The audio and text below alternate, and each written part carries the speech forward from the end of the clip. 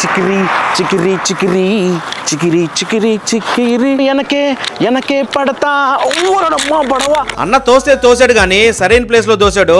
అభయ ఒంగోలులో మన తెలిసిన వాళ్ళ పెళ్లి అంటే పోయానా, పైన పెళ్లి జరుగుతా ఉంటే కింద భోజనాలు స్టార్ట్ చేశారు. ఒకటి మాత్రం చెప్తా, పెళ్లికి వచ్చిన వాళ్ళు పెళ్లి గుర్తు పెట్టుకోరు గానే పెళ్లిలో పెట్టే భోజనాలు బాగా గుర్తుండిపోతాయి. అయితే శేఖర్ అన్న ఈవెంట్స్ అండ్ క్యాటరింగ్ వాళ్ళు సాయంత్రం స్నాక్స్ తో స్టార్ట్ చేశారు. ఇదిగోండి ఈ మనిషిని చూడండి, బాదం పాలని గాల్లో ఎగరేసి మరి బాదం పాలని కలుపుతున్నాడు. ఇంకా టిఫిన్లు స్టార్ట్ చేశారు. ఫస్ట్ స్వీట్, మినపప్పు సగ్గు బియ్యంతో చేసిన వడ, ముల్బాగల్ దోశ, తట్ట ఇడ్లీ, రకరకాల పొళ్ళు, ఉప్మా, వేడి వేడి బోండాలు, దోశలు అన్ని ఆడేస్తున్నారు అభయ. చాలా మంది ప్లేట్లు అన్ని పెట్టుకుంటారు కానీ ఏమి తినరు, అన్ని పడేస్తారు. అట్లా చేయకూడదు అభయ. నేను మాత్రం నాకు కావాల్సింది పెట్టించుకున్నా, తృప్తిగా తిన్నా. టిఫిన్ల పక్కనే భోజనాలు కూడా స్టార్ట్ చేశారు. భోజనాలు టేస్ట్ చేద్దామని అట్ట పక్కకు పోతే బొబ్బట్లు, రాగి సంగటి, దాంట్లో కూర. నాకైతే ఈ సేమియా భలే నచ్చింది. వెజిటేబుల్ బిర్యానీ, 2-3 రకాల పచ్చళ్ళు, పందిరి చిక్కుడుకాయ తాలింపు.